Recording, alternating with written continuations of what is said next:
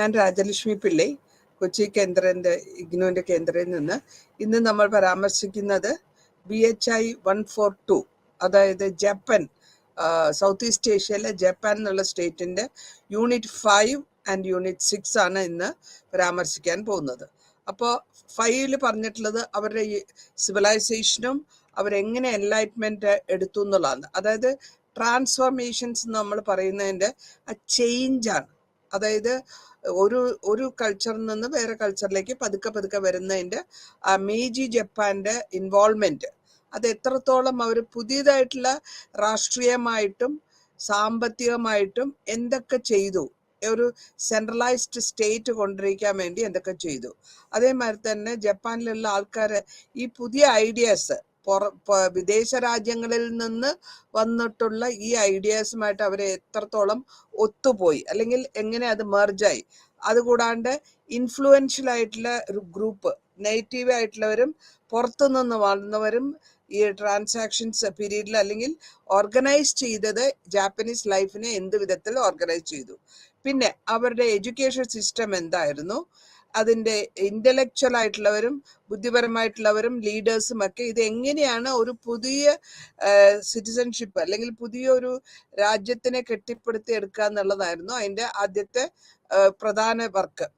ഇവിടെ പുറം രാജ്യങ്ങൾ, അതായത് യൂറോപ്യൻ കൺട്രികൾ, വെസ്റ്റേൺ വേൾഡുമായിട്ട് എല്ലാ അവരുടെ ഐസൊലേഷൻ ആദ്യം തൊട്ട് തന്നെ ജപ്പാൻ ഒരിക്കലും സമ്മതിച്ചിരുന്നില്ല.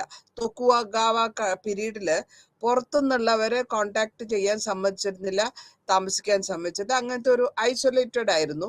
പക്ഷെ അവർ കുറച്ച് കഴിഞ്ഞപ്പോഴത്തേക്കും കണ്ടിന്യൂസ് ആയിട്ടുള്ള വിദേശ രാജ്യങ്ങൾ ഈ അവർക്ക് പെർമിഷൻ ചോദിക്കാനായിട്ട് വന്നപ്പോൾ അവസാനമായിട്ട് അവർ റെസിഡൻസ്, അതായത് താമസിക്കാനുള്ള അധികാരം ഡച്ചുകാർക്ക് കൊടുക്കുന്നു.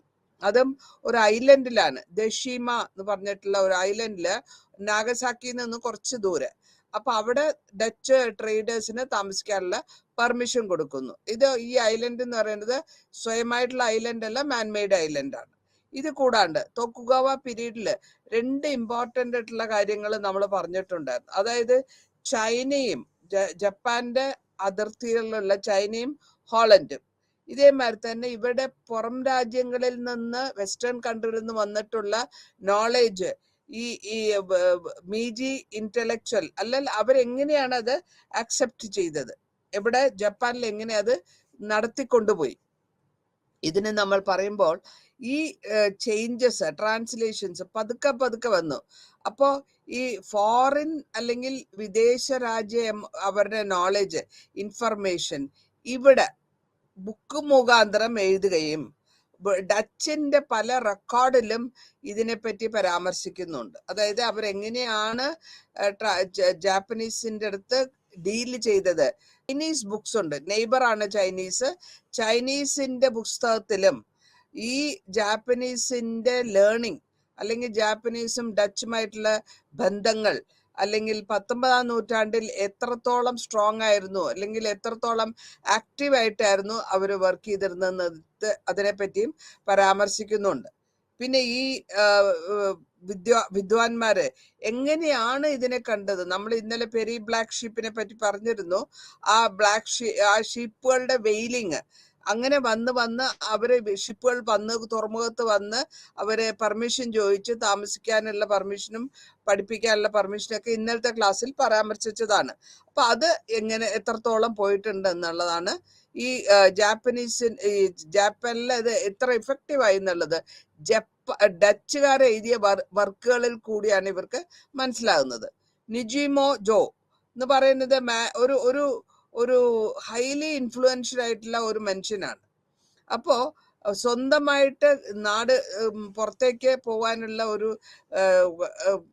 വിദേശത്തേക്ക് പോവുകയും അവിടെ കണ്ട് മനസ്സിലാക്കുകയും അവരുടെ US പോയി പഠിക്കുകയും US പഠിക്കുന്ന സമയത്ത് ഒരുപാട് കാര്യങ്ങൾ പുള്ളി മനസ്സിലാക്കിയ ശേഷം തിരിച്ച് ജപ്പാനിൽ വരുമ്പോൾ ഒരു യൂണിവേഴ്സിറ്റി തന്നെ ഉണ്ടാക്കാനുള്ള ഒരു അറിവ് നേടിയിട്ടാണ് വരുന്നത്. അപ്പൊ അങ്ങനെ വരുമ്പോൾ ഇത്രയും സ്കോളർലി ആയിട്ടുള്ളവര് ആ നാട്ടിലുള്ളപ്പോൾ അവരുടെ ഐഡിയകൾ എങ്ങനെ അവര് പരിപാലിച്ചു കൊണ്ടുപോകുന്നു, അല്ലെങ്കിൽ എങ്ങനെ ഒരു മെർജ് ചെയ്യുന്നു എന്നുള്ളത് നമ്മൾ പരാമർശിക്കണം. ഇനി ഇതിന്റെ കൂടെ നമുക്ക് കാണാൻ പറ്റുന്നത് ഒരു മിഷൻ, ഒരു ഗ്രൂപ്പിന് അവര് അമേരിക്കയിലേക്ക് അയക്കുകയാണ്, US-ലേക്ക് അയക്കുകയാണ്, ഒരു ഇൻഡിവിജ്വൽ ഗ്രൂപ്പിന്. ആ ഇൻഡിവിജ്വൽ ഗ്രൂപ്പിന്റെ ബഫാക്കു എന്ന് പറയുന്ന ആ ആൾക്കാർ അല്ലെങ്കിൽ അവരുടെ ഗ്രൂപ്പ് ഒഫീഷ്യൽ ആയിട്ടാണ് അവർക്ക് ഒരു ഡെലിഗേഷൻ ആയിട്ട് പോവുകയാണ്, ഒരു ഗ്രൂപ്പായിട്ട് ഡെലിഗേഷൻ പോകുന്നു 1860. ഇതിൽ പോവാനും അമേരിക്കയിൽ പോവാനും അവിടുത്തെ കാര്യങ്ങൾ കണ്ട് മനസ്സിലാക്കാൻ വേണ്ടിയിട്ടാണ് അത് പോകുന്നത്. അതില് ഒരു ഒഫീഷ്യലാണ് ഗൊഗൂരി ദമാഹ.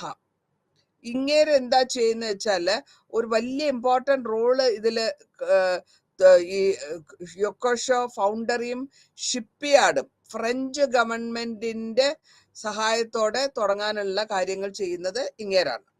ഇത് മാത്രമല്ല, ജാപ്പനീസിന്റെ ആദ്യത്തെ കപ്പൽ ക്രോസ് ചെയ്ത് പസഫിക് ഓഷ്യൻ ക്രോസ് ചെയ്തതാണ് കാരൻ മെൻറോ. ആൻഡ് ബോർഡിലുണ്ടായിരുന്നു ഫുക്കുവാക യൊക്കഷി. ഇപ്പൊ ഇങ്ങനെ ജാപ്പനീസ് ഷിപ്പ് ആദ്യമായിട്ട് കടന്നു വരികയും പസഫിക് ഓഷ്യൻ ക്രോസ് ചെയ്ത് വരികയും ചെയ്യുമ്പോഴത്തേക്കും അവർ പതുക്കെ പതുക്കെ ഇംപ്രൂവ്മെന്റിന്റെ എൻലൈറ്റ്മെന്റിന്റെ വഴിയിലേക്ക് വന്നുകൊണ്ടിരിക്കുന്നു എന്നാണ് അർത്ഥം. ഇനി ഫുക്കുവാസ യുഷിക്കി, ഇങ്ങേര് ഏറ്റവും ഫേമസ് ആയിട്ടുള്ള വെസ്റ്റേണേഴ്സ് ആണ്. അപ്പോ ഈ വെസ്റ്റേൺ ബുക്കില് എഴുതിയിട്ടുള്ള പുസ്തകത്തില് ജാപ്പനീസിന്റെ ലിറ്ററസി സ്റ്റൈലും അതേമാതിരി ഫേവർ ആയിട്ടുള്ളതും ബെസ്റ്റ് ബുക്ക് സെല്ലർ ആയിട്ട് മാറും. ഫുക്കുവാഗാന്റെ എക്സ്റ്റെൻസീവ് ആയിട്ടുള്ള റൈറ്റിംഗ്, വളരെ കാര്യമായിട്ടുള്ള റൈറ്റിംഗിൽ കൂടെ നമുക്ക് മനസ്സിലാക്കാൻ പറയുന്നത് അല്ലെങ്കിൽ മനസ്സിലാക്കാൻ പറ്റുന്നത് പുറം രാജ്യങ്ങളിലുള്ള ഗാഡ്ജറ്റ്സ് അത് എങ്ങനെയാണ് ഇവിടെ സോഷ്യലായിട്ടും പൊളിറ്റിക്കലായിട്ട് നയതന്ത്രപരമായിട്ട് അവർ ഉപയോഗിച്ചിരുന്നു എന്നുള്ളത്. അതേമാതിരി തന്നെ ബുക്ക് കണ്ടീഷൻസ് വെസ്റ്റില് പുറം രാജ്യങ്ങളിൽ പബ്ലിഷ് ചെയ്ത ബുക്കുകൾ 1866-69 മുതൽ ഒരു മൈൻ ഓഫ് ഇൻഫർമേഷൻ ആണ്. ആ ഇൻഫർമേഷനെ ഇവിടെ കൊണ്ടുവന്നിട്ട് ഈ സൊസൈറ്റിയിൽ ട്രാൻസ്ഫോം ചെയ്തു എന്നുള്ളതാണ് പറയുന്നത്. അപ്പൊ ജാപ്പനീസിന്റെ വിസിറ്റേഴ്സ്, ബാക്കിയുള്ളവരും ഇങ്ങനെ പോയിട്ട് വന്നിട്ടുള്ളവർ പുസ്തകങ്ങൾ എഴുതുന്നുണ്ട്. അതിൽ ഏറ്റവും പ്രധാനമായിട്ടുള്ളത് നമുക്ക് ട്രാൻസ്ലേഷൻ ചെയ്യുന്നുണ്ട്. വേറെ ലാംഗ്വേജിൽ നിന്ന് ജാപ്പനീസ് ലാംഗ്വേജിലേക്ക് ട്രാൻസ്ലേറ്റ് ചെയ്യുന്നത് നക്കുമുറ മസനാവോ. അപ്പോൾ പുസ്തകത്തിന്റെ പേര് സെൽഫ് ഹെൽപ്പ്. അതാണ് സാമുവൽ സ്മൈൽസ് ആണ് ഈ ട്രാൻസ്ലേഷൻ, അതായത് പരിവർത്തനം ചെയ്ത് ജാപ്പനീസ് ലാംഗ്വേജിൽ പരിവർത്തനം ചെയ്ത്. ഇനി ഇക്വാറ മിഷൻ, ഈ മിഷനിൽ ഇവര് ഇമ്പോർട്ടന്റ് ആയിട്ടുള്ളത് പുതിയ ഗവൺമെന്റിനെ പറ്റിയുള്ള അറിവാണ്. ഈ പുതിയ ഗവൺമെന്റിനെ കൊണ്ടുപോകുമ്പോൾ ആ ഗവൺമെന്റ് മുഖാന്തരം എന്തൊക്കെ പുറത്ത് പഠിക്കാൻ പറ്റും എന്നുള്ളതാണ് അന്വേഷിക്കുന്നത്. കോൺസെൻട്രേഷൻ ഒരു ചില ഏരിയകളിലാണ് കോൺസെൻട്രേഷൻ അവരെടുത്തത്. അതായത് നോളജ് പുറത്തുനിന്ന് കൊണ്ടുവരുന്ന നോളജിൽ വേൾഡിൽ എന്താണോ റാങ്ക് നേഷൻസിൽ വരുന്നത്, അതും ഇംഗ്ലണ്ടാണ് ഒരു മോഡലായിട്ട് ഇൻഡസ്ട്രിയൽ ഡെവലപ്മെന്റ്. പ്രഷ്യയുടെ ഇംഗ്ലണ്ടിൽ നിന്ന് ഇൻഡസ്ട്രി എങ്ങനെ നന്നാക്കാം എന്നുള്ളത് മനസ്സിലാക്കുന്നു. പ്രഷ്യയിൽ നിന്ന് അവർ മനസ്സിലാക്കുന്നത് മിലിറ്ററി എങ്ങനെ നന്നാക്കാമെന്ന് മനസ്സിലാക്കുന്നു. ഫ്രാൻസിൽ നിന്ന് അവർ മനസ്സിലാക്കുന്നത് പോലീസും എഡ്യൂക്കേഷണൽ സിസ്റ്റം എങ്ങനെ നന്നാക്കാം. അമേരിക്കയിൽ നിന്ന് അവർ മനസ്സിലാക്കുന്നത് കൃഷിപരമായിട്ട് എന്താ ഡെവലപ്മെന്റ് ചെയ്യണം. അപ്പൊ ഈ നോളജ് അല്ലെങ്കിൽ ഈ അറിവുകൾ ഒക്കെ പുറം രാജ്യങ്ങളിൽ നിന്ന് ആക്സെപ്റ്റ് ചെയ്യുകയും അതിനെ ജപ്പാനില് അവരുടെ ആൾക്കാർ മുഖാന്തരം അവരെ എംപ്ലോയ് ചെയ്യുന്നു. ഫോറിൻ എംപ്ലോയീസിനെ ഇവിടെ പഠിപ്പിക്കാനായിട്ട് സ്ഥാപിക്കും. ഇവരുടെ ഈ അറിവിനെ നോളജിനെ മുഴുവനും ഇവിടെ ജപ്പാനിലുള്ളവർക്ക് പഠിപ്പിച്ചു കൊടുക്കാനായിട്ട് ഫോറിൻ ടീച്ചേഴ്സിനെ വെച്ചിട്ടാണ് അവര് പഠിപ്പിച്ചു കൊടുക്കുന്നത്. ഇനി പുറത്തുനിന്ന് ടീച്ചേഴ്സ് വരുന്നുണ്ട്. അതായത് ഡച്ച് ടീച്ചറ് കൊണ്ടുവന്ന് ഇംഗ്ലീഷിനെയും ഫ്രഞ്ചിനെയും മാറ്റി ഡച്ച് ടീച്ചറെ കൊണ്ടുവരുന്നു. പിന്നെ 1875 ഒരു മേജി റെസ്റ്റോറേഷൻ പീരീഡില് 520 ഫോറിൻ സ്റ്റാഫ് ഉണ്ട് ജാപ്പനീസ് ഗവൺമെന്റില്. ഫോറിനേഴ്സ്, അതായത് വിദേശികൾ, 520 വിദേശികൾ ജപ്പാൻ ഗവൺമെന്റിൽ സ്റ്റാഫായിട്ട് വർക്ക് ചെയ്യുന്നുണ്ട്. പിന്നെ ഗ്രാജുവലായിട്ട് അത് ഡിക്ലൈൻ ചെയ്യും. അപ്പോൾ അതേസമയം പ്രൈവറ്റ് കമ്പനികളിൽ അവരുടെ ഈ വിദേശികളുടെ എണ്ണം കൂടുതലായിട്ട് വരുന്നുണ്ട്. 1897 760 അവര് അങ്ങനെ കണ്ടുപിടിച്ചിട്ടുണ്ട്. അതായത് പ്രൈവറ്റ് കമ്പനികളിൽ വർക്ക് ചെയ്യുന്ന വിദേശികൾ 760. അതായത് നമ്മളിപ്പോ ഗൾഫിൽ പോയി വർക്ക് ചെയ്യുന്നു, അല്ലെങ്കിൽ യുണൈറ്റഡ് സ്റ്റേറ്റ്സിൽ പോയി വർക്ക് ചെയ്യുന്നു. അപ്പൊ നമ്മൾ അവിടെ വിദേശികളാണ്. അവരുടെ ഗവൺമെന്റിൽ നമ്മൾ വർക്ക് ചെയ്യുമ്പോൾ അവർക്ക് നമ്മൾ വിദേശികളാണ് സ്റ്റാഫായിട്ട് കിട്ടിയിട്ടുള്ളത്.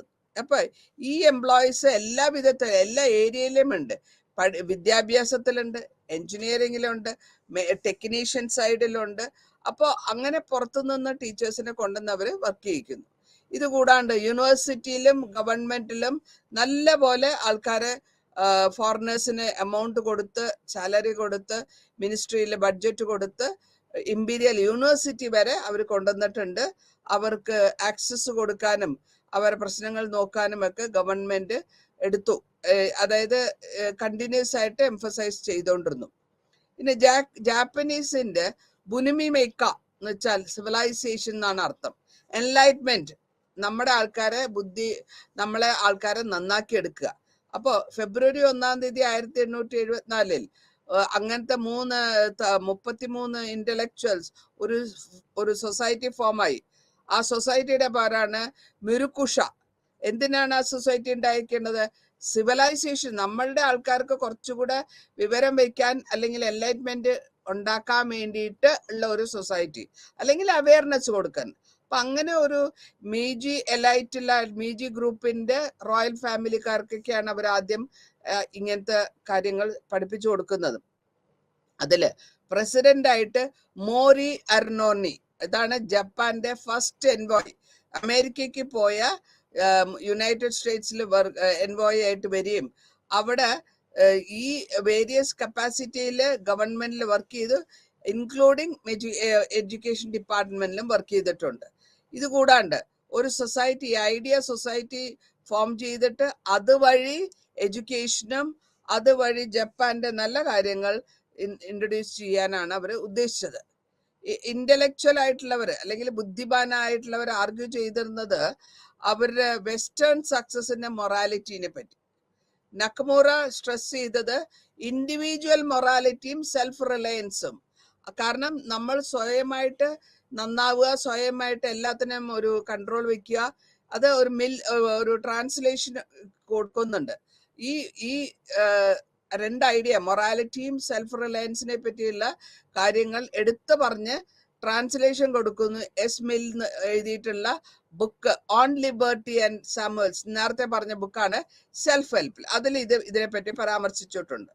അപ്പോ ഫുക്കുവാക യോഷിഗി പറയുന്നത് മെമ്പർ ആണെങ്കിൽ കോൺഷ്യസ് ആയിട്ട് റിമെയിൻ ഔട്ട്സൈഡ്, അല്ലെങ്കിൽ പുറത്ത് നിൽക്കുക, എന്നിട്ട് ഇൻഡിപെൻഡന്റ് ആയിട്ടുള്ള ഒരു വിദ്വാനായിട്ട് അല്ലെങ്കിൽ സ്കോളറായിട്ട് വർക്ക് ചെയ്യുക. എന്നിട്ട് ഈ യുക്കിച്ചി ഒരു യൂണിവേഴ്സിറ്റി, കെയ്ക്കോ എന്ന് പറഞ്ഞിട്ട് ഒരു യൂണിവേഴ്സിറ്റി എസ്റ്റാബ്ലിഷ് ചെയ്യണം. അപ്പോൾ മോറിയൻ അരിനോറിന്റെ വേറൊരു ഇൻസിസ്റ്റൻസ് എന്താന്ന് വെച്ചാൽ ഗവൺമെന്റ് മുഴുവനും നേഷന് അല്ലെങ്കിൽ രാജ്യത്തിന്റെ പുരോഗതിക്ക് വേണ്ടി വർക്ക് ചെയ്യണം. അങ്ങനത്തെ സെറ്റിൽമെന്റ് ആണ് അടുത്ത യൂണിവേഴ്സിറ്റി ഹുട്ടോബുഷി യൂണിവേഴ്സിറ്റി തുടങ്ങുന്നത്. ഈ എഡ്യൂക്കേഷനും ഡെവലപ്മെന്റിലും വരുമ്പോൾ തൊക്കുഗാവ ഗവൺമെന്റ് സ്പ്രെഡ് ചെയ്ത രാജ്യങ്ങളിലൊക്കെ റീഡിങ്, റൈറ്റിംഗ്, അർത്ഥമെറ്റിക് ആദ്യം പഠിപ്പിച്ചു. അതുകൂടാണ്ട് ബേസിക് നോളേജും കുട്ടികൾക്ക് പഠിപ്പിച്ചു കൊടുത്തു. പിന്നെ ഒരു പ്രീമിയർ ഓൺ ബിസിനസ് എന്നുള്ള ലെവലിലും അതിനെപ്പറ്റി പഠിപ്പിച്ചു കൊടുക്കാൻ. അപ്പൊ ഈ ബുക്സ് എല്ലാം ഹാൻകാർ കൊടുക്കുകയും അത് സമറായി ഗ്രൂപ്പ്, അതായത് വാരിയർ ഗ്രൂപ്പ്, എഡ്യൂക്കേഷൻ, നമ്മൾ നേരത്തെ സമറായി ഗ്രൂപ്പ് ലിറ്റററി ആയിട്ട് പഠിക്കുന്നതിനെക്കാട്ടിലും പ്രാക്ടിക്കലായിട്ട് പഠിക്കുക എന്നുള്ളതായിരുന്നു അവരുടെ ഉദ്ദേശം. അത് മിലിറ്ററി വർക്കായിരുന്നു, അത് മാറാൻ തുടങ്ങി. ഇനി എഡ്യൂക്കേഷൻ ഡിപ്പാർട്ട്മെന്റ് ഉണ്ടാക്കുകയാണ് അവർ. University establish 69 ടോക്കിയോയില്. 71 ഒരു മിനിസ്ട്രി സെറ്റപ്പ് ചെയ്തു. ആ മിനിസ്ട്രി വഴിയാണ് എഡ്യൂക്കേഷൻ ആക്ട് ഒക്കെ പാസ് ചെയ്യാൻ തുടങ്ങിയത്. അതുവഴി 8 യൂണിവേഴ്സിറ്റി ഡിസ്ട്രിക്ട്സും അതിനെ സബ് ഡിവൈഡ് ചെയ്ത് 32 മിഡിൽ സ്കൂൾ ഡിസ്ട്രിക്ട്സും ഉണ്ടാക്കി. ഇതില് മിഡിൽ സ്കൂൾ ഡിസ്ട്രിക്ട്സില് ഫർദർ ആയിട്ട് ഡിവൈഡ് ചെയ്തിട്ടുള്ളത് 200 യൂണിവേഴ്സിറ്റി ആയിട്ടും 10 എലിമെന്ററി സ്കൂളും ഡിവൈഡ് ചെയ്തെടുത്തു. അതിനുശേഷം ഗവൺമെന്റ് സെറ്റപ്പ് ചെയ്ത സ്പെഷ്യലൈസ്ഡ് സ്കൂൾസ് ഉണ്ട്, അതേമാതിരി തന്നെ യൂണിവേഴ്സിറ്റീസ് ഉണ്ട്, അഗ്രികൾച്ചറൽ കോളേജ് തുടങ്ങി, കൊമേഴ്സ്യൽ സ്റ്റഡീസ്. അപ്പൊ ഫോക്കസ് ചെയ്യുന്നത് കൂടുതലായിട്ടും ആൾക്കാരെ എഡ്യൂക്കേറ്റ് ചെയ്ത് കൊണ്ടുവരിക എന്നുള്ളതാണ്. ഓക്കെ, ഇനി സ്കൂൾ സിസ്റ്റത്തില് ഈ സിസ്റ്റത്തില് 1872 ഒരു ആക്ട് പാസ്സാക്കി. അതായത് ഈ സിസ്റ്റം വന്ന് ഫ്രഞ്ച് ഗവൺമെന്റിന്റെ മോഡലിലുള്ള ഒരു സിസ്റ്റം വന്നു. പക്ഷെ ചില കാര്യങ്ങളിൽ അവർ ഇമ്പോർട്ടന്റ് ആയിട്ടുള്ള വ്യത്യാസങ്ങളുണ്ട്. ഇനി ജപ്പാനില് 2 സിസ്റ്റം, എലിമെന്ററി എഡ്യൂക്കേഷൻ അത് ഫ്രീ ആയിട്ടും, അതേസമയം ഫ്രാൻസില് അത് ഡ്യുവൽ ട്രാക്കിലാണ്, 2 ട്രാക്കിലാണ് പോകുന്നത്. ഒന്ന് ചർച്ച് കൺട്രോളിങ്ങും എലിമെന്ററി എഡ്യൂക്കേഷനാണ്. അപ്പൊ ഇവിടെ ഈ ഫ്രീ എഡ്യൂക്കേഷൻ കിട്ടുന്നില്ല എന്ന് വരുമ്പോഴത്തേക്കും അവിടെ ഒരു അഭിപ്രായ വ്യത്യാസങ്ങൾ ഉണ്ടാവുന്നു. അപ്പോൾ ഈ കോസ്റ്റ് ഓരോ സ്കൂളും ഉണ്ടാക്കാനും അതിന്റെ സ്കൂളിന്റെ പരിപാലനത്തിനുള്ള പണമൊക്കെ സ്വന്തമായിട്ട് ഉണ്ടാക്കി എടുക്കണം എന്നുള്ളത് വരുമ്പോഴത്തേക്കും ഭയങ്കരമായിട്ടുള്ള ഒരു എക്സ്പെൻസ് ആണ്. അപ്പൊ 1873 ഗവൺമെന്റ് അസിസ്റ്റൻസിന് കൊടുത്തിരുന്നത്, ഗവൺമെന്റ് സ്കൂൾസിന് അസിസ്റ്റന്റ് കൊടുത്തിരുന്നത് 12%, ടോട്ടൽ ബഡ്ജറ്റിന്റെ 12%. പിന്നെ ഈ എക്സ്പെൻഡിച്ചർ പുതിയ സിസ്റ്റം അവരുടെ ഈ കാര്യങ്ങളൊക്കെ വന്നപ്പോഴത്തേക്കും എതിർ കക്ഷിക്കാർക്ക് ഇഷ്ടപ്പെടാണ്ട് വന്നു. അപ്പൊ അതേമാതിരി തന്നെ സാധനങ്ങളും മെറ്റീരിയൽസ്, പഠിപ്പിക്കാനുള്ള മെറ്റീരിയൽസും ടീച്ചേഴ്സും പുതിയ സിസ്റ്റവും ഒക്കെ ഇത്രയും ആൾക്കാർ കൂടി പഠിപ്പിക്കാനുള്ള ഇൻട്രസ്റ്റ് വരുമ്പോഴത്തേക്ക് അത് കിട്ടുന്നത്, അവർക്ക് കിട്ടുന്ന സഹായം സഫീഷ്യന്റ് ആവുന്നില്ല, അല്ലെങ്കിൽ അത് വേണ്ട വിധത്തിൽ അവർക്ക് കിട്ടുന്നില്ല എന്നുള്ള ഒരു പരാതിയും വരുന്നു. ഇനി ക്യാബിനറ്റ് സിസ്റ്റം കൊണ്ടുവരാണ്. 1885 ക്യാബിനറ്റ് സിസ്റ്റം സ്റ്റാർട്ട് ചെയ്യാന്ന് Mori Arinori first education minister ആണ്. അപ്പൊ അങ്ങേരെ എഡ്യൂക്കേഷനിൽ കൂടെ അഡ്മിനിസ്ട്രേഷൻ എല്ലാ സ്കൂളിന്റെയും പ്രോപ്പർ ആയിട്ട് ഇരിക്കണം. എന്താണോ കുട്ടികൾക്ക് വേണ്ടത് അതല്ല. പക്ഷെ ഇവിടെ നമുക്ക് ഉദ്ദേശിക്കുന്നത് അവരുടെ എയിം ഈസ് രാജ്യത്തിന് എന്ത് വേണം അത് നടപ്പിലാക്കുക. അപ്പൊ ഈ വെൽ ട്രെയിൻഡ് ആയിട്ടുള്ള ആൾക്കാരെ വെച്ച് അവർ ക്രിട്ടിക്കൽ സ്പിരിറ്റോട് കൂടി സ്റ്റേറ്റിനെ നന്നാക്കാനും ഗവൺമെന്റിനെ നന്നാക്കാനുമാണ് ഈ ക്യാബിനറ്റ് വഴി അവര് ഉദ്ദേശിക്കുന്നത്. മോറിന്റെ റിഫോംസ് എന്തൊക്കെയാന്ന് വെച്ചാല് പുതിയതായിട്ടുള്ള റിഫോംസ് ആണ് കൊണ്ടുവരുന്നത്. പേട്രിയോട്ടിസം, അതായത് ദേശസ്നേഹം, ദേശത്തിനോടുള്ള ലോയൽറ്റി, ഇതൊക്കെ എംഫസൈസ് ചെയ്യണം പഠിത്തത്തില്. യൂണിവേഴ്സിറ്റി എഡ്യൂക്കേഷനിലായാലും ശരി, സ്കൂൾ ലെവലായാലും ശരി, ഫ്രീ ആയിട്ടും അഡ്വാൻസ്ഡ് റിസർച്ചിനും ഗ്രാജുവേറ്റിനുള്ള ട്രെയിനിങ് ഒക്കെ എൻകറേജ് ചെയ്യുക. അതേമാതിരി തന്നെ അപ്രോപ്രിയേറ്റുള്ള സിസ്റ്റം ഉണ്ടാക്കുക. അപ്പൊ ഡയറ്റ് എന്ന് പറയുന്നത് ഒരു ഗവൺമെന്റിന്റെ കൗൺസിലിനാണ് നമ്മൾ ഡയറ്റ് എന്ന് പറയാ. ആ ഡയറ്റ് വന്നിട്ട് പ്ലേസ് ചെയ്തു അഡ്മിനിസ്ട്രേറ്റീവ് സ്ട്രക്ചർ നോക്കാൻ സ്റ്റേറ്റിന്റെ അഡ്മിനിസ്ട്രേറ്റീവ് സ്ട്രക്ചർ അവിടാണ് നോക്കേണ്ടത്. ഇനി റീഫോംസിൽ പിന്നെയും ഗവൺമെന്റ് എംപററിന്റെ അല്ലെങ്കിൽ ചക്രവർത്തിയുടെ കൺട്രോളിലാണെങ്കിൽ കൂടിയും 1899 യമകണ്ഠ അരിക്കാട്ടോ എന്താ ചെയ്ത, പ്രൈം മിനിസ്റ്റർ ആയപ്പോ ഒരു ഓർഡർ ഇഷ്യൂ ചെയ്തു. ആ ഓർഡറിൽ കൂടെ അപ്രൂവൽ എല്ലാത്തിനും പ്രൈവറ്റ് കൗൺസിലിന്റെ അപ്രൂവൽ മേടിക്കണം.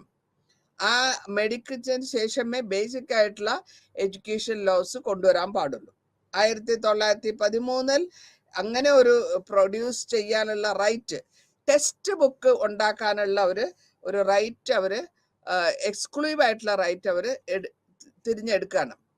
ഇനി റിസ്ക്രിപ്റ്റ് എന്ന് പറയുമ്പോഴത്തേക്കും ഈ 1890 imperial rescript on education was issue.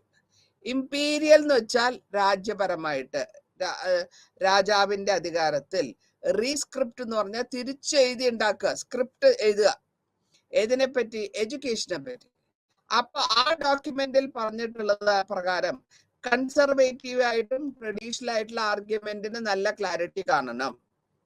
ഇതില് ഈ റീസ്ക്രിപ്റ്റിനെ ഡ്രാഫ്റ്റ് ചെയ്തത് മൊട്ടോമ ഇഫു, കൺഫ്യൂഷന്റെ ട്യൂട്ടറാണ്. അപ്പോ എംബററിന്റെ ട്യൂട്ടർ കൂടിയാണ്. നിഷിമുറ ഷിക്കാഗെ, അദ്ദേഹം കൺഫ്യൂഷനിസ്റ്റിന്റെ ഐഡിയ ഫോളോ ചെയ്യുന്നവരാണ്. അപ്പൊ അങ്ങനെയുള്ളവരെ കൊണ്ടാണ് ഈ സ്ക്രിപ്റ്റ് ഡ്രാഫ്റ്റ് ചെയ്ത് എടുക്കുന്നത്. ഈ ആർട്ടിക്കുലേറ്റ് ചെയ്ത വളരെ പോസിറ്റീവ് ആയിട്ടുള്ള അതിന്റെ കൂടെ വെസ്റ്റേൺ ടെക്നിക്കും കമ്പൈൻ ചെയ്യണം എന്നുള്ളതാണ് ആ റീസ്ക്രിപ്റ്റ് അല്ലെങ്കിൽ റീമോഡലൈസേഷൻ, അല്ലെങ്കിൽ എന്താ പറയാ, തിരിച്ചൊന്ന് മറിച്ച് എഴുതുക എന്നുള്ളത്. ഇനി സിവിലൈസേഷനും എൻലൈറ്റ്മെന്റും എന്താണ്? സിവിലൈസേഷൻ നിഷിമുറ പറയുന്നുണ്ട്, നമ്മളുടെ സപ്പോർട്ടിങ് സിസ്റ്റം ഇതില് നമ്മളുടെ സിവിലൈസേഷനും നമ്മളുടെ എൻലൈറ്റ്മെന്റും നമ്മുടെ ബുദ്ധി നന്നാക്കാനുള്ള കൺഫ്യൂഷൻ ഐഡിയാസ് ഇവിടെ തന്നെ ഉണ്ട്.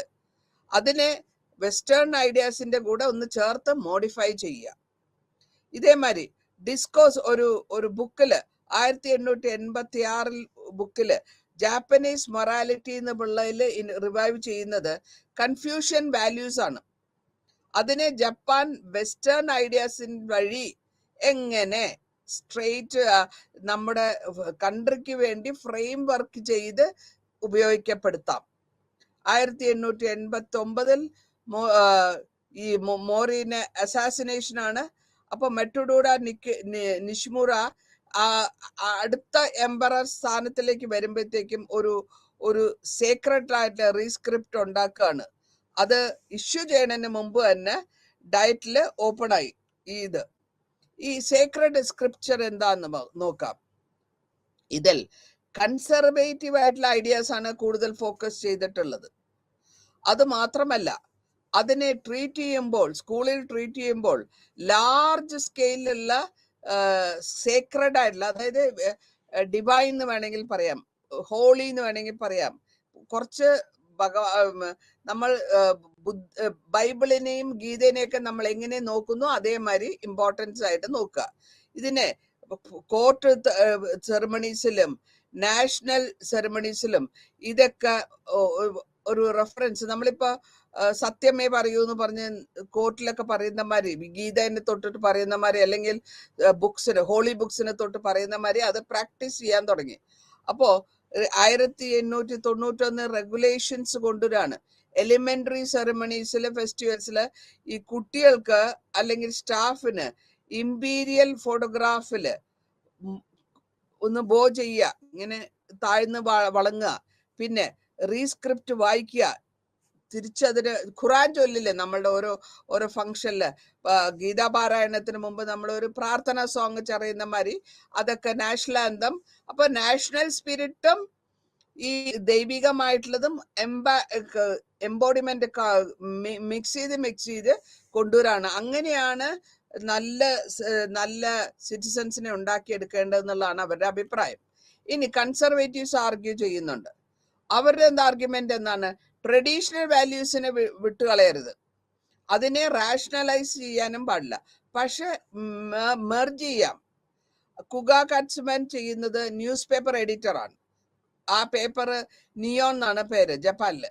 അതിന്റെ ഐഡിയ പ്രകാരം ഈ വെസ്റ്റിൽ നിന്ന് വന്നിട്ടുള്ള ഇൻഫർമേഷൻസ് ഡെവലപ്പ് ചെയ്തെടുക്കുക. അതിനെപ്പറ്റി യൂണിവേഴ്സൽ ലോസ്, യൂണിവേഴ്സൽ ആയിട്ടുള്ള ഡെവലപ്മെന്റ്, അല്ലെങ്കിൽ എല്ലാ പൊസിഷനും ഡെവലപ്പ് ചെയ്ത് കൊണ്ടുവരണം, കൺട്രീനെയും ട്രഡീഷൻസും ഡെവലപ്പ് ചെയ്ത് കൊണ്ടുവരണം എന്നുള്ള വിധത്തിലുള്ള ആർഗ്യുമെന്റ്സ് നടത്തുന്നു. ഓരോ നേഷനും ഓരോ ലിവിങ് കൾച്ചറിലും റിഫ്ലക്ട് ചെയ്യുമ്പോൾ അവിടുത്തെ ആൾക്കാരുടെ ജീവിതവും അതിനെപ്പറ്റിയുള്ളതും ആലോചിക്കണം. ഇനി കുഗ്വ അക്സെപ്റ്റ് ചെയ്യുന്നത് ഫൈനൽ പിറ്റി എന്റെ ലോയൽറ്റി, രാജാവിനോടുള്ള ഭക്തി അല്ലെങ്കിൽ രാജഭക്തി വളരെ റാറ്റിഫിക്കേഷൻ ചെയ്തെടുക്കുകയും അക്കാഡമിക് ഡിഫൻസിൽ കൂടെ നമ്മൾ ജസ്റ്റിഫൈ ചെയ്ത് ഹിസ്റ്റോറിക്കലായിട്ട് കസ്റ്റംസ് അതിനെ ജപ്പാന്റെ കസ്റ്റമാക്കി മാറ്റിയെടുക്കുന്നു. ഇനി ഷിക്കുഗോഗ മയാക്കി സിറ്റ്സുരി എന്ന് പറഞ്ഞ ലീഡർ ഒരു സൊസൈറ്റി ഫോം ചെയ്യാണ്. ആ സൊസൈറ്റിയുടെ പോരാണ് സിഷോഗ. ഇതിന്റെ എഡിറ്ററാണ് നിയോൺ ജിൻ, ജാപ്പനീസ് എഡിറ്ററാണ്. അപ്പൊ പ്രിസർവ് ചെയ്യുക നാഷണൽ നമ്മളുടെ കേരളത്വം, നമ്മളുടെ രാജ്യത്തിന്റെ ഭാരതീയ ഐഡിയാസ് പ്രിസർവ് ചെയ്യുക എന്നുള്ള മാതിരി തന്നെ നാഷണൽ എസെൻസിൽ അവർ ഫോക്കസ് ചെയ്യാണ്. പിന്നെ ഇതിന്റെ കൂടെ ഒരു വളരെ ഇൻഫ്ലുവൻഷ്യൽ ഒരു ബുക്ക് ഉണ്ട്, അതില് ട്രൂത്ത്, ഗുഡ്നെസ് ആൻഡ് ബ്യൂട്ടി 1891 എഴുതിയ പുസ്തകമാണ്. ഇതിൽ കൂടെ അവർ ആർഗ്യൂ ചെയ്യുന്നത് എന്താ വെച്ചാൽ നമ്മുടെ സിവിലൈസേഷനെ കോമ്പറ്റീഷൻ വഴി നാച്ചുറൽ ലെവലിലും നാഷണൽ ലെവലിലും നല്ല ടാലൻസിനെ ഡെവലപ്പ് ചെയ്തെടുക്കണം. ഇതിന് അഡ്വാൻസ്ഡ് ആയിട്ടുള്ള സമയമാണ് ഇപ്പോൾ എന്ന് പറഞ്ഞ് അവര് അതിനെ പ്രൊമോട്ട് ചെയ്യാണ്. അവിടുത്തെ കൾച്ചറിന്റെ, അവരുടെ ജപ്പാന്റെ കൾച്ചറിനെയും വാല്യൂവിനെയും വേൾഡ് ലെവലിലേക്ക് അവര് പ്രോഗ്രസീവ് ആയിട്ട് കൊണ്ടുവരണം. മൈക്കിന്റെ വ്യൂസിൽ പറയുമ്പോൾ മൈക്ക് പറയുന്നത് അൾട്ടിമേറ്റ് ആയിട്ട് നോക്കുകയാണെങ്കിൽ എല്ലാ സിവിലൈസേഷനും പറയുന്നത് ഒന്നാണ്, സത്യം, സൗന്ദര്യം, ഗുഡ്നെസ് അല്ലെങ്കിൽ നല്ല നന്മ. അപ്പൊ ഇതിൽ വരുമ്പോൾ ഈ സത്യത്തിനെയും ധർമ്മത്തിനെയും ട്രൂത്ത് ആയിട്ട് പ്രൊജക്ട് ചെയ്യുക ഏഷ്യയിൽ മുഴുവനും, യൂറോപ്പിലും ഓൾറെഡി ഉണ്ട്. അപ്പൊ ഈ ഗുഡ്നെസ്സിനെ പ്രൊമോട്ട് ചെയ്ത് ഏഷ്യനെ ഡിഫെൻഡ് ചെയ്ത്, അതായത് പുറം രാജ്യങ്ങളിൽ, വിദേശ രാജ്യങ്ങളിൽ നിന്നുണ്ട് ഇമ്പീരിയലിസം, അടിമത്തത്തിന് എതിർത്തുകൊണ്ട് നിൽക്കണം എന്നാണ് അവർ പറയുന്നതിന്റെ അർത്ഥം. ഇനി ജാപ്പനീസ് കൾച്ചറിൽ ഇത് എത്രത്തോളം ഇഫക്റ്റീവ് ആയിരുന്നു? ഈ ഇഫക്റ്റീവ് എന്ന് വെച്ചാൽ അവര് റിവൈസ് ചെയ്യാണ്. സിവിൽ കോഡ്സും കൺസർവേറ്റീവ് പൊസിഷനൊക്കെ റിവൈവ് ചെയ്യും. സിവിൽ കോഡ് എന്ന് പറയുന്ന 1898 റിവൈവ് ചെയ്യും. അതേമാതിരി റിവൈവ് ചെയ്യുന്ന പുതിയതായിട്ട് ഉണ്ടാക്കുക. കമേഴ്സ്യൽ കോഡും 1899 ഉണ്ടാക്കുന്നു. ഇതിന്റെ ജാപ്പനീസിന്റെ ട്രഡീഷണലും അതിനെ പ്രിസർവ് ചെയ്ത് വെച്ചിരിക്കുക, നമ്മൾ നശിപ്പിക്കാണ്ടിരിക്കുക. നമ്മുടെ കൺട്രിയുടെ ട്രഡീഷൻ, വാല്യൂ, ഇന്റലക്ച്വൽ ആയാലും ശരി, രാഷ്ട്രീയമായാലും ശരി, അതിനെ പ്രസ്റ്റീജ് ആയിട്ട് അതിനെ ഹോൾഡ് ചെയ്യുക.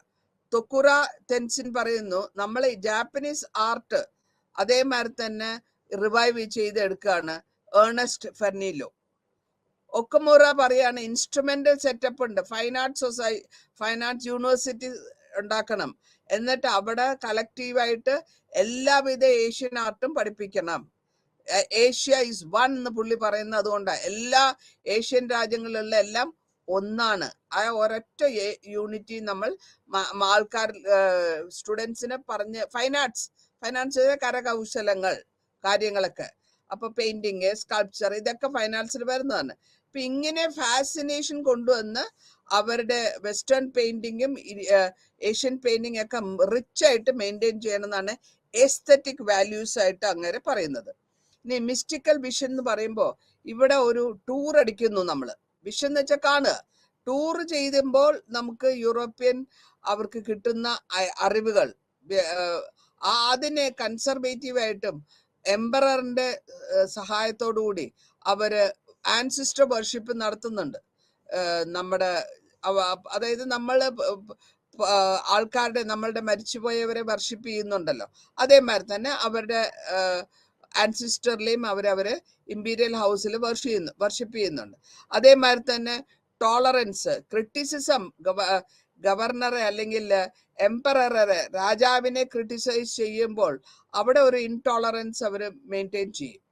മാത്രമല്ല അങ്ങനെ പാടില്ല, അങ്ങനെ ഇൻടോളറൻസ് ചെയ്ത ഒരു അവര് എക്സ്പെൽ ചെയ്യാന്ന് യൂണിവേഴ്സിറ്റിന്ന്, ടോക്കിയോ യൂണിവേഴ്സിറ്റിന്ന് ആ സ്കോളറിനെ കുമേ കുനിറ്റിനെ പുറത്താക്കുന്നു.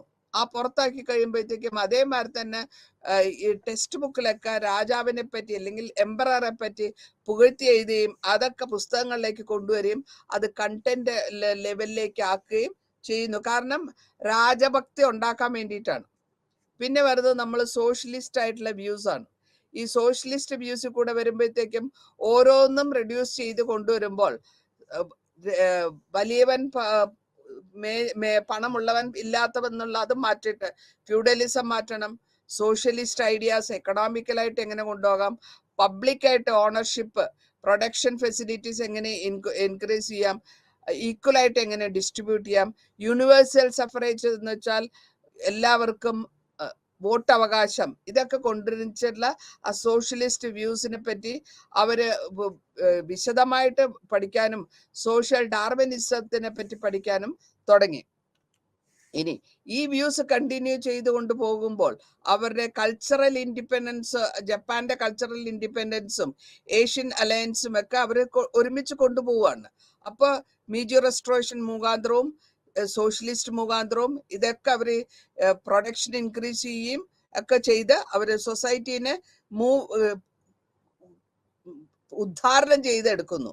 അപ്പോ പാൻ അമേരിക്കൻ ഏഷ്യനിസം എന്ന് പറയുമ്പോൾ ഇവിടെ നമ്മൾ ഉദ്ദേശിക്കുന്നത് കൾച്ചറൽ ഇൻഡിപെൻഡൻസ് ആണ്. ഏഷ്യയിലുള്ള ജപ്പാനിലെ കൾച്ചറൽ ഇൻഡിപെൻഡൻസ് ആണ് വരുന്നത്. ജപ്പാൻ ഏഷ്യയുടെ ഒരു ഭാഗമാണ്. ട്രഡീഷൻസ് എല്ലാം ഏകദേശം ഒരേമാതിരി ഇരിക്കും. അപ്പോ എല്ലാരും കൂടെ ഐഡിയ പാൻ ഏഷ്യനിസം എന്ന് പറയുമ്പോൾ എല്ലാരും ഒരേമാതിരി നിൽക്കുക എന്നുള്ളതാണ് ഉദ്ദേശിക്കുന്നത്.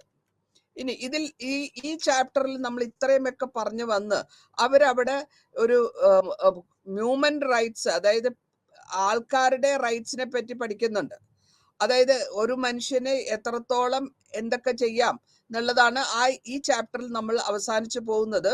ഈ മീജി റെസ്റ്റോറേഷൻ സോഷ്യലിസം കൊണ്ടുവന്നു, ഇക്കണോമിക് കൊണ്ടുവന്നു, അഡൾട്ട് ഫ്രാഞ്ചൈസ് കൊണ്ടുവന്നു, ഇവാലുവേഷൻ ചെയ്യുന്നു. അപ്പൊ മീജി ഒളിഗാർക്കി എന്ന് പറഞ്ഞാൽ, ഒളിഗാർക്കി എന്ന് വെച്ചാൽ റിച്ച് ആയിട്ടുള്ളവരുടെ കൺട്രോള്, അതിൽ നിന്ന് മാറ്റി അവര് പുരോഗതിയുടെ വഴിയിലേക്ക് പോയിക്കൊണ്ടിരിക്കുന്നു എന്നുള്ളതാണ്. അതാണ് ഈ ചാപ്റ്ററോട് കൂടി നമ്മൾ തീർന്നത്. അടുത്ത ചാപ്റ്ററിൽ നമ്മൾ വരുന്നത് ബിജി ഇൻഡസ്ട്രിയലൈസേഷനും ഡെവലപ്മെന്റും. അപ്പൊ ഇൻഡസ്ട്രി വരുന്നതും അതിന്റെ ഡെവലപ്മെന്റുമാണ് ആറാമത്തെ ചാപ്റ്ററിൽ പറയുക. ഇൻഡസ്ട്രിയലൈസേഷൻ എന്ന് പറയുമ്പോഴത്തേക്കും ഒരു ഇൻഡസ്ട്രി തുടങ്ങുകയാണ്. എക്കണോമിക് ട്രാൻസ്ഫോർമേഷൻ ആണ് മീജിയിൽ നടക്കുന്നത്. അപ്പൊ ഇൻട്രസ്റ്റ്, അറ്റൻഷൻ, ജപ്പാന്റെ റെപ്രസെന്റേഷൻ, അവര് ഏഷ്യൻ കൺട്രീനെ റെപ്രസെന്റ് ചെയ്ത ഇൻഡസ്ട്രിയലൈസേഷൻ ആണ് അവര് കൊണ്ടുവരുന്നത്. ഇവിടെ മീജി ജപ്പാനില് വരുന്നത് ഇൻട്രസ്റ്റ്, അറ്റൻഷനിലും കൂടെ വരുമ്പോൾ എത്രത്തോളം ഇന്റർനാഷണൽ സിറ്റുവേഷൻ അവിടെ ഇമ്പോർട്ടൻ്റ് ആവും. പിന്നെ ടെക്നോളജി, ആക്സസ്, ഒരു ടെക്നോളജി വേണം, സ്കില്ല് വേണം. ഒരു ഏരിയ മാത്രമല്ല, അവരെ ലീഡേഴ്സിനെ അയക്കുകയും മനസ്സിലാക്കുകയും അപ്രോപ്രിയേറ്റ് ആയിട്ടുള്ള സ്കിൽസും അതിന്റെ മെറ്റീരിയൽസും കണ്ടുപിടിക്കുകയും. അതേമാതിരി തന്നെ ജപ്പാനില് കോൾ ഡെപ്പോസിറ്റ്സ് കണ്ടുപിടിക്കുന്നു 19th സെഞ്ചുറിയില്.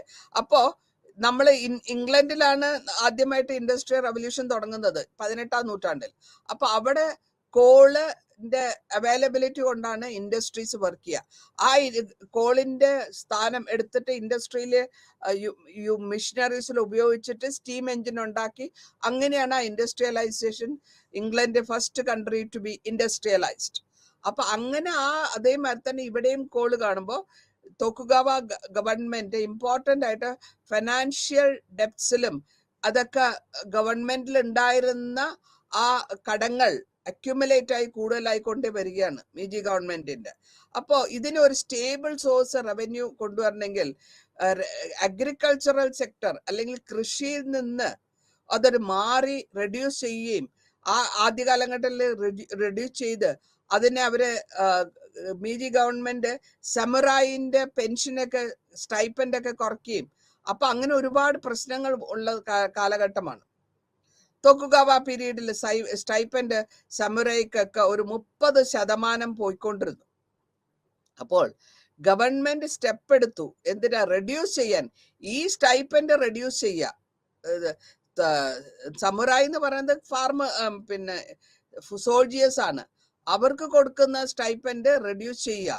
അതേമാതിരി ലാൻഡിന്റെ ടാക്സ് റീഫോം ചെയ്യുക. അപ്പൊ ഈ റീഫോർമേഷനും സ്റ്റൈപ്പൻഡ്സ് കമ്മ്യൂട്ട് ചെയ്തെടുത്തത് ഗവൺമെന്റ് മുഖാന്തരം ഒരു ലംസമായിട്ട് പോകുമ്പോൾ അവർക്ക് ബോണ്ട് കൊടുക്കണം. ഗവൺമെന്റ് ബോണ്ട് കൊടുക്കണം. ഈ ഗവൺമെന്റിന് വേണ്ടിയിട്ടാണല്ലോ ഈ സമുറായിസ് വർക്ക് ചെയ്യുന്നത് ആസ് സോൾജിയേഴ്സ്. അപ്പൊ അവർക്ക് കിട്ടുന്ന പെൻഷൻ അല്ലെങ്കിൽ അവർക്ക് കിട്ടുന്ന ബെനിഫിറ്റ് കണ്ടിന്യൂ ചെയ്യാനും കുറച്ചിട്ട് ഗവൺമെന്റിനും എക്കോണമിക്ക് ഇത്തിരി പ്രശ്നം വന്നു മീജി റെസ്റ്റോറേഷൻ ടൈമില്. ഇനി അഗ്രികൾച്ചറൽ റീഫോംസ് അവരെന്തൊക്കെയാ ചെയ്തിട്ടുള്ളത്? ആ കാലഘട്ടത്തിൽ അഗ്രികൾച്ചറൽ റീഫോംസ് എന്ന് പറയുന്നത് ഒരു വലിയ ക്രൂഷ്യൽ ടൈമാണ്. 6 വർഷം എടുത്തു കംപ്ലീറ്റ് ചെയ്യാൻ. 1871 തുടങ്ങിയിട്ട് അത് കംപ്ലീറ്റ് ചെയ്തെടുക്കാൻ 6 വർഷം എടുത്തു.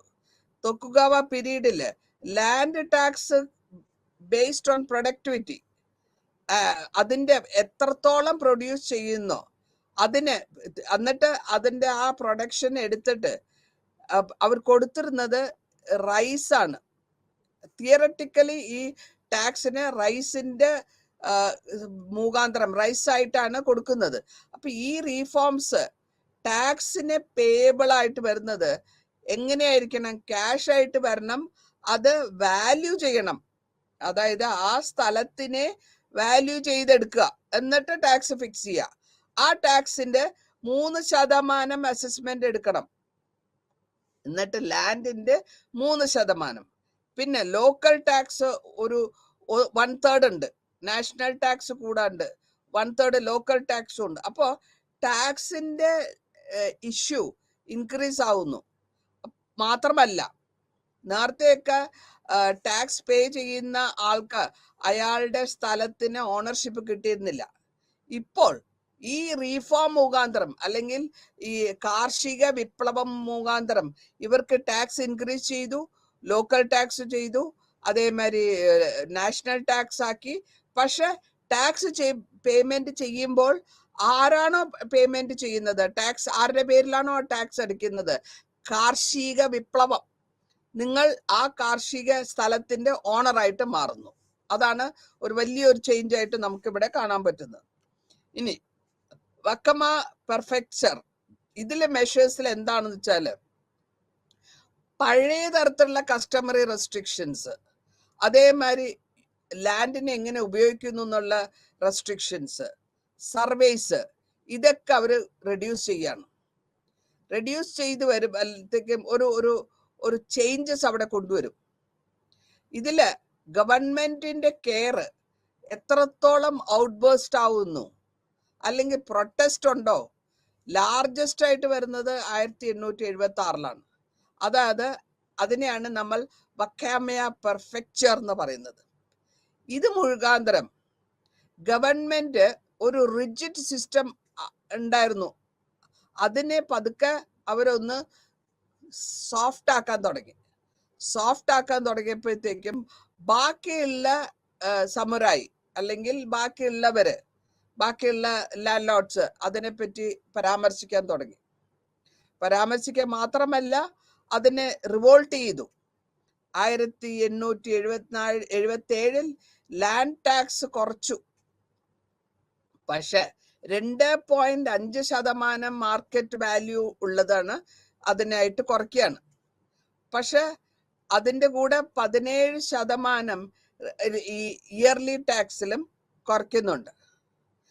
ഇങ്ങനെ വരുമ്പോൾ പൊളിറ്റിക്കലി മെഷർ സക്സസ് ആകുമോ ഇല്ലയോ? 1874 തൊട്ട് 81 വരെയാണ് ഇത് പ്രാക്ടീസ്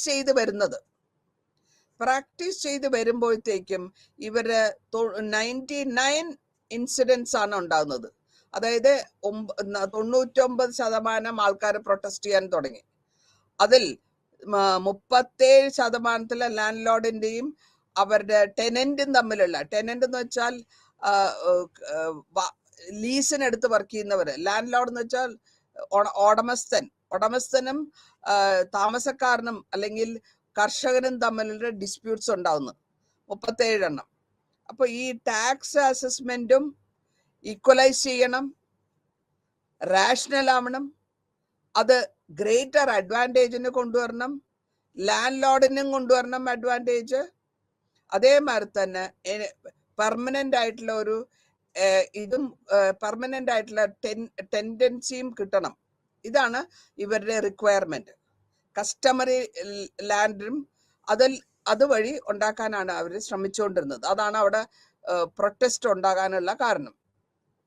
ഇനി ഇതില് ഡെവലപ്മെന്റ് ഏതൊക്കെ വിധത്തിലാണ് ഡിഫൻസിലേക്ക് ഉണ്ടാക്കാൻ പറ്റുക? അതായത് ഡെവലപ്മെന്റ് വരുന്നതോറും ഡിഫൻസ് വരും. അതായത് ഡിഫൻസിലേക്ക് എത്രത്തോളം കൊടുക്കാം? 1868 മുതൽ 1885 വരെ ഗവൺമെന്റ് ഒരു ഓർഡർ കൊണ്ടുവരാണ്. ഗവൺമെന്റ് ഒരു ഓർഡർ കൊണ്ടുവരുന്നു. എന്തിന്റെ ഓർഡറാ? ഇക്കണോമിക് ഡെവലപ്മെന്റിന്റെ ഒരു ഓർഡറാണ്. ആ ഇക്കണോമിക് ഡെവലപ്മെന്റ് വരുമ്പോഴത്തേക്കും ഒരുപാട് കടങ്ങളുണ്ട്. അത് മാത്രമല്ല, എന്തിനാ കടങ്ങൾ വന്നത്? കടൻ ഓൾറെഡി മേജി ഗവൺമെന്റ് കടനുണ്ട്. അതിന്റെ കൂടെ ഈ കാലഘട്ടത്തിൽ അവർ ഫാക്ടറികളും ഷിപ്പ് യാർഡൊക്കെ പുതിയതായിട്ട് ഉണ്ടാക്കാൻ തുടങ്ങി. അപ്പൊ ഷിപ്പ് യാർഡും ഫാക്ടറികളും കൂടുതൽ ഉണ്ടാകുമ്പോൾ കൂടുതൽ പണം ചെലവാകും. കൂടുതൽ പണം ചെലവാകുമ്പോൾ കടൻ കൂടും. അപ്പോൾ ഇതിനെ എങ്ങനെ ഒന്ന് കൺട്രോൾ ചെയ്യാം എന്നുള്ളതാണ് അടുത്ത പൊളിറ്റിക്കൽ ആയിട്ടുള്ള കമ്പൽഷൻ. അതായത് മേജി ലീഡേഴ്സിന് അവര് ഇതിനെ എങ്ങനെ പരാമർശിക്കും, ഇതെങ്ങനെ ഒന്ന് കൺട്രോൾ ചെയ്യും എന്നുള്ളതായിരുന്നു അടുത്ത ഒരു ക്വസ്റ്റ്യൻ മാർക്ക് അവരുടെ മുമ്പിൽ. അത് മാത്രമല്ല, development in defence industries. Defence industries എന്ന് പറയുമ്പോൾ നമ്മൾ പറയുന്നത്, ഡിഫൻസ് എന്ന് പറയുന്നത് ആയുധങ്ങളും പടക്കോപ്പുകളും ഒക്കെ ഉണ്ടാക്കുന്നതിനാണ് ഡിഫൻസ് എന്ന് പറയാം. അതും ഇൻക്രീസ് ചെയ്യാൻ തുടങ്ങി. അത് ഇൻക്രീസ് ചെയ്താലല്ല ഇവർക്ക് പുറം രാജ്യങ്ങളിലുള്ള ആൾക്കാരുമായിട്ടുള്ള ഒരു കൺട്രോളിൽ അല്ലെങ്കിൽ അവരെ ഒന്ന് ചെറുത്ത് നിർക്കാൻ പറ്റുള്ളൂ. പൊളിറ്റിക്കലി അല്ലെങ്കിൽ പുറം രാജ്യത്ത് നിന്നുള്ളവരുടെ അറ്റാക്കിനെ എതിർക്കണമെന്നുണ്ടെങ്കിൽ നമ്മളുടെ ഡിഫൻസ് നന്നായിരിക്കണം. അപ്പോൾ ഡിഫൻസിന്റെ നേരത്തെ പറഞ്ഞമാതിരി തന്നെ ഷിപ്പ് യാർഡ് ഉണ്ടാക്കി, ഫാക്ടറികൾ ഉണ്ടാക്കി. അത് മാത്രമല്ല, ഡിഫൻസ് ഇൻഡസ്ട്രീസും അവര് കാര്യമായിട്ട് ചെലവാക്കാൻ തുടങ്ങി. കാരണം അതിൽ കൂടെ രാജ്യത്തിന്റെ സെക്യൂരിറ്റി നിർത്താൻ പറ്റുള്ളൂ. ഇതേ സമയം പ്രൊഡക്ഷൻ, അതായത് ഫുഡ് പ്രൊഡക്ഷൻ, ഫാക്ടറിയിലേക്കാണ് നമ്മൾ ഫോക്കസ് ചെയ്തു പോയത്. ടെക്സ്റ്റൈൽ ഇൻഡസ്ട്രീസിലും സിൽക്ക് ഇൻഡസ്ട്രി വരുന്നുണ്ട്. സിൽക്ക് ഇൻഡസ്ട്രി ഒക്കെ അവർ ഉണ്ടാക്കുന്നുണ്ട്. പ്രൊഡക്ഷൻ പുറത്തുനിന്ന് കൊണ്ടുവരാണ്ടിരിക്കാൻ വേണ്ടി സിൽക്ക് അവർ തന്നെ ഉണ്ടാക്കുന്നുണ്ട്. അപ്പൊ അങ്ങനെ സിൽക്ക് ഇൻഡസ്ട്രി ഒക്കെ ഉണ്ടാക്കി കഴിയുമ്പോൾ അഗ്രികൾച്ചറൽ ഇൻഡസ്ട്രിയിൽ ഫുഡ് പ്രൊഡക്ഷൻ എന്ന് പറയുന്നത് അഗ്രികൾച്ചർ ലേബർ വഴിയാണ്. അത് ലേബർ ആയത്, അതായത് കർഷകന്റെ നമ്പർ കുറഞ്ഞു. കർഷകൻ 17 മില്യൺ ആയിരുന്നു എന്നുള്ളത് കുറഞ്ഞു. അത് മാത്രമല്ല, 36 മില്യൺ ആൾക്കാരുണ്ടായിരുന്നതാണ് 1920. ഈ കുറവനുസരിച്ചിട്ട് ആൾക്കാരുടെ കുറവ് വന്നിട്ടില്ല. പക്ഷെ ആൾക്കാരുടെ പോപ്പുലേഷൻ, ജനപ്പെരുപ്പ് കൂടുകയാണ്. 55 മില്യൺ ആയിട്ട് ഇൻക്രീസ് ആവുന്നു. അപ്പൊ ജനങ്ങൾ പെരുകുന്നു, ഫുഡ് പ്രൊഡക്ഷൻ അത്രയും ഇല്ല. അപ്പൊ അത് മാത്രമല്ല, ഇവരുടേതായ കോളനികളിൽ നിന്ന് അത് കൊണ്ടുവരേണ്ടി വരുന്നു. കൊണ്ടുവന്നിട്ട് കൂടെ ജപ്പാന്റെ കൺട്രോളിലുള്ള കോളനികളിൽ നിന്ന് കൊണ്ടുവന്നിട്ടുള്ള ഫുഡ് പ്രൊഡക്ഷൻ കൊണ്ടുവന്നിട്ടും അത് സബ്സ്റ്റാൻഷ്യൽ ആയിട്ട് ആവുന്നില്ല. അത് അവർക്ക് സാറ്റിസ്ഫൈ ആവുന്നില്ല, കുറവായിട്ട് പോകുന്നു. അപ്പോൾ ഇവർക്ക് ഇൻകമും ഡെവലപ്പിംഗ് കൺട്രീസിന്റെ മാതിരി തന്നെ ഫുഡ് ഹാബിറ്റ്സും പതുക്കെ മാറാൻ തുടങ്ങി, ഇൻകം ഇൻക്രീസ് അനുസരിച്ച്. അപ്പോ ഈ ക്വാളിറ്റിയില് ഇൻകം ഓരോരുത്തർക്കും വ്യത്യാസം വരുന്നുണ്ട്. അപ്പൊ വ്യത്യാസം ഒരാളുടെ ഇൻകം ആയിരിക്കില്ല വേറൊരാളുടെ ഇൻകം. ആ വ്യത്യാസം വരുമ്പോൾ അവിടെയും സേവിങ്സിന്റെ വ്യത്യാസം വരും. വലിയ പണക്കാർക്ക് സേവ് ചെയ്യാൻ പറ്റുമെങ്കിൽ കൂടെയും പാവപ്പെട്ടവന് അയാൾക്ക് ആഹാരം കഴിക്കാനുള്ള വക തന്നെ കുറയ്ക്കേണ്ടി വരുന്ന ഒരു സിറ്റുവേഷൻ. അതായത് പ്രൈസ് ഒക്കെ കൂടുതലാവുന്ന അർത്ഥം. ഇക്കണോമിക്കലി നോക്കുകയാണെങ്കിൽ പ്രൈസ് ഒക്കെ കൂടുതലാവുന്നു. ഇനി ഇവിടെ ഷിപ്പ് ബിൽഡിംഗ് ഇൻഡസ്ട്രി ഉണ്ടാക്കുന്നുണ്ട്. ഇതിൽ മുഖാന്തരം അവര് വലിയ വലിയ ഇൻഡസ്ട്രീസ് ഉണ്ടാക്കുന്നു. സ്റ്റീം ഷിപ്പ് ഉണ്ടാക്കുകയാണ്. അതായത് കപ്പലുകൾ, ഇത് നാവികസേനയ്ക്ക് വേണ്ടിയുള്ള കപ്പലുകൾ. കോൾ മൈൻസ് എന്ന് വന്നതായ സാധനങ്ങള് കോൾ എടുത്തിട്ട് മോഡേണൈസ് ചെയ്ത് കമ്പനികളെ മോഡേണൈസ് ചെയ്യുകയും ഫാക്ടറികളെ മോഡേണൈസ് ചെയ്യും, കോട്ടൺ സ്പിന്നിങ് പ്ലാന്റ്സ് ഒക്കെ ഉണ്ടാക്കുന്നു. ഇതിൽ കൂടെ ഗവൺമെന്റ് സ്മോൾ സ്കെയിൽ ഉണ്ടായിരുന്നതൊക്കെ വലിയ വലിയ ഫൗണ്ടേഷൻ മാതിരി അത് ഡെവലപ്പ് ചെയ്തെടുക്കാണ്. ഇതേ സമയം തന്നെ ഗവൺമെന്റ് ഫേസ് ചെയ്യുന്ന ഒരു പ്രശ്നം ഫോറിൻ ട്രേഡ് ഏർണിങ്സ്. അപ്പൊ ഫോറിൻ നിന്നുള്ള ബിസിനസിന്റെ കുറവ്. ബിൽഡിംഗ് കൂടുതലായിട്ട് ഇൻഫ്രാസ്ട്രക്ചർ വേണമല്ലോ. ഇൻഫ്രാസ്ട്രക്ചർ എന്ന് വെച്ചാൽ കെട്ടിടങ്ങളും മെഷീനറീസും ഒക്കെ ആയിട്ട് മാനുഫാക്ചറിങ് വിഷയത്തിലേക്ക് അവർ കൂടുതൽ ഫോക്കസ് ചെയ്യുന്നു. പിന്നെ ഫോറിൻ ഗുഡ്സ് ഒക്കെ സ്വാമ്പ് ചെയ്യുന്നു. അപ്പൊ ഈ ക്യാപിറ്റൽ ആയിട്ടുള്ള എക്സ്പെൻഡിച്ചർ, അതായത് ഒരു ഫാക്ടറി ഉണ്ടാക്കണമെങ്കിൽ വലിയൊരു എന്റർപ്രൈസിങ് ആയിരിക്കണം. അതിന് ആ എക്സ്പെൻഡിച്ചർ വലിയ എക്സ്പെൻഡിച്ചർ, വലിയതായ ചെലവുണ്ടാവും. മിഷനറീസ് മേടിക്കണം, ലാൻഡ് വേണം, കൺസ്ട്രക്ഷൻ ചെയ്യണം. അപ്പോൾ അവർക്കത് കൂടുതലാവുന്നു. ഇതേ സമയത്ത് ഇതൊക്കെ കൊണ്ടുവരികയും പ്ലാൻസ് ഓരോ പ്ലാന്റ് അല്ലെങ്കിൽ ഓരോ ഫാക്ടറി ഉണ്ടാക്കുകയും ചെയ്യുമ്പോഴത്തേക്കും അതിനനുസരിച്ചിട്ടുള്ള ന്യൂ ടെക്നോളജി കൊണ്ടുവരണം. ഷിപ്പ് യാർഡ് ഇപ്പൊ നമുക്കുണ്ടല്ലോ എറണാകുളത്ത് ഷിപ്പ് യാർഡ്. അപ്പൊ എത്ര ഇൻവെസ്റ്റ്മെന്റ് ഗവൺമെന്റ് ചെയ്യേണ്ടി വരും അത്രയും ഒരു ഷിപ്പൊക്കെ ഉണ്ടാക്കിയെടുക്കണമെങ്കിൽ. അപ്പൊ ആ ഓർഗനൈസേഷനിൽ വഴിയും ഇവരുടെ പണം പോയിക്കൊണ്ടിരിക്കുകയാണ്.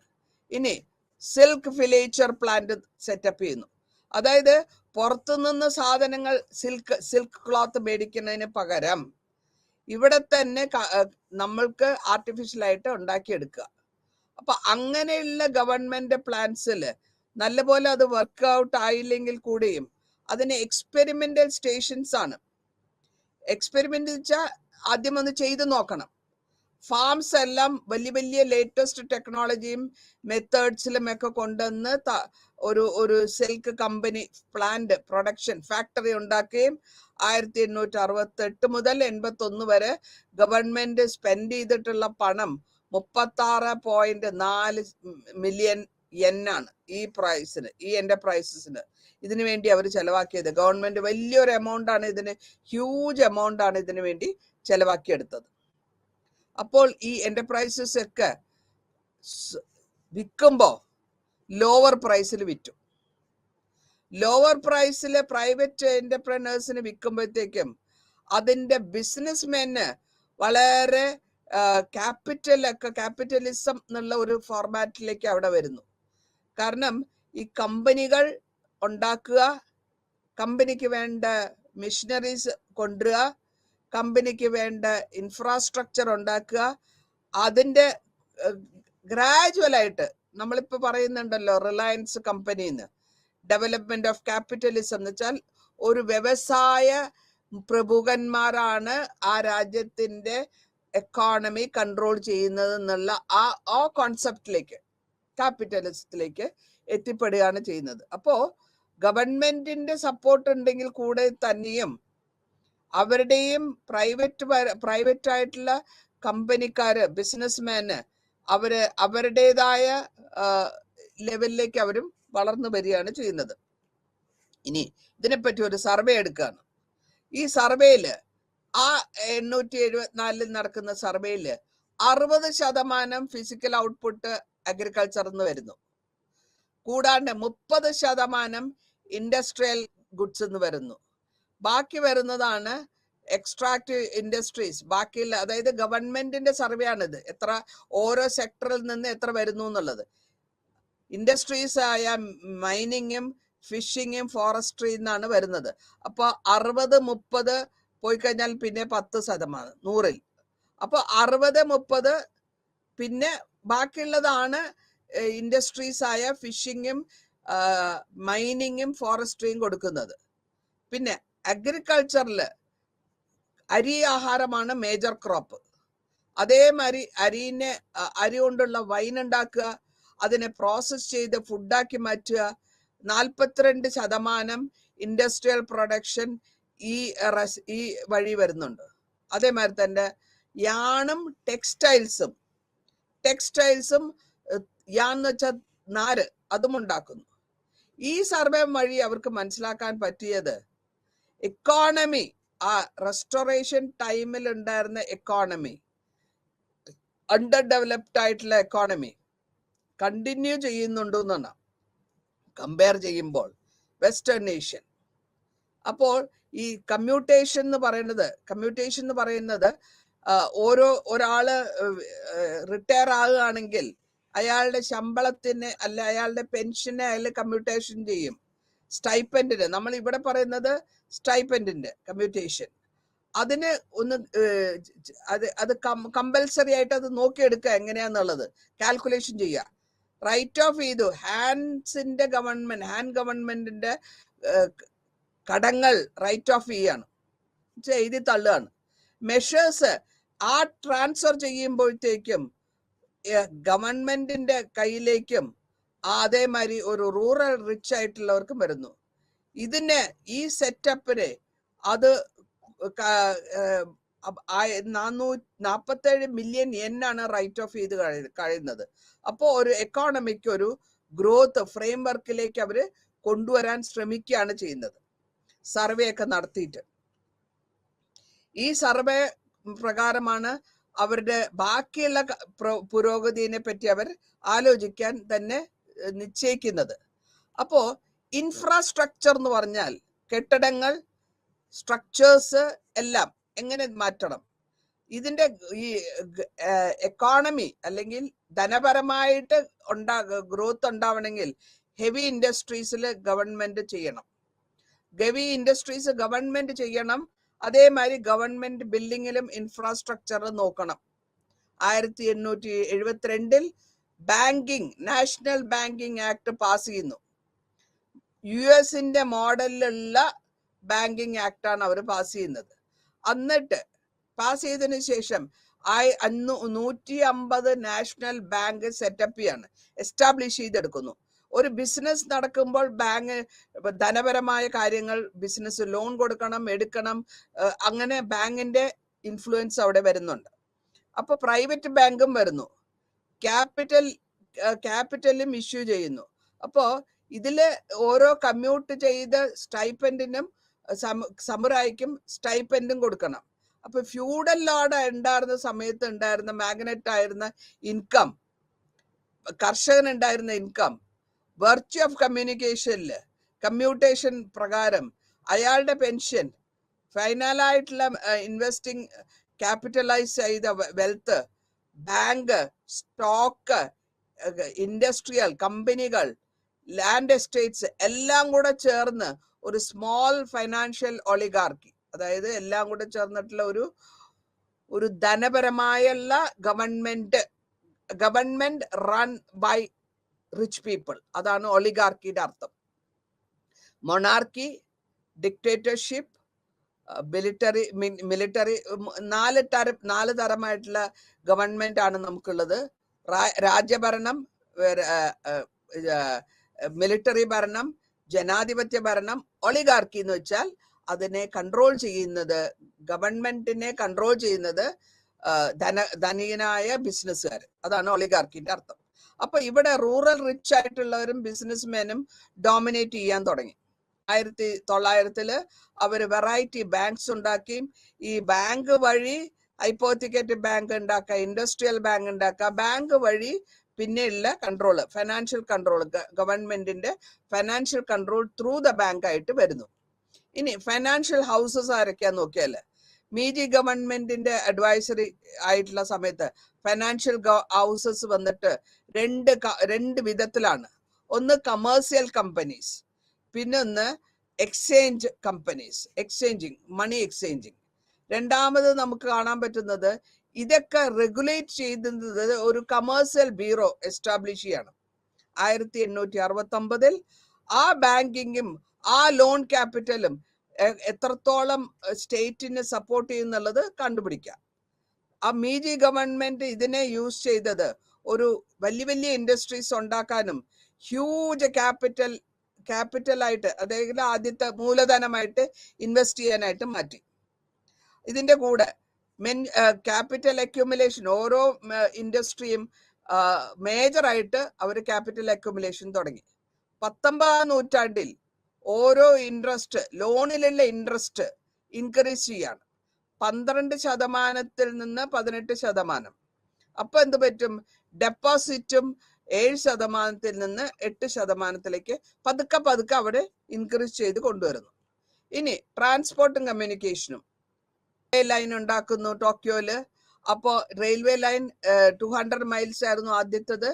പിന്നെ ഇതിൽ കൂടെ എൻകറേജ് ചെയ്യുമ്പോൾ പ്രൈവറ്റ് ഇൻവെസ്റ്റേഴ്സ്, ഗ്യാരണ്ടീഡ് ആയിട്ടുള്ള ഇൻവെസ്റ്റ്മെന്റ് ആണ് അവർ ചെയ്യുന്നത്. അതേമാതിരി തന്നെ 1903 4500 മൈൽസ് ആണ് ഓപ്പറേറ്റിംഗ് ട്രാക്ട് ആയിട്ട് ഉണ്ടാക്കുക.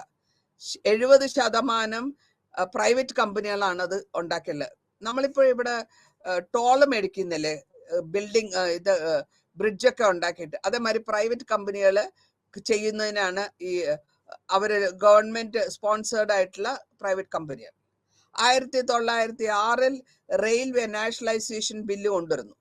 17 കമ്പനികളും അതിന്റെ ഇമ്പീരിയൽ ജാപ്പനീസ് റെയിൽവേസ് ആയിട്ട് പെയ്ഡ് അപ്പ് ക്യാപിറ്റൽ തന്നെ വലിയ എത്രയും ക്യാപിറ്റൽ അവരുടെ ക്യാപിറ്റൽ വരുമ്പോ എല്ലാ ക്യാപിറ്റലും മൂലധനങ്ങൾ ആയിട്ടുള്ള ഇൻഡസ്ട്രിയൽ കമ്പനീസ് എല്ലാം കൂടെ ചേർന്നിട്ടുള്ള ഒരു ക്യാപിറ്റൽ ആയിട്ട് ഒരു 17 കമ്പനികളാണ് അവര് ഒരുമിപ്പിക്കുന്നത്.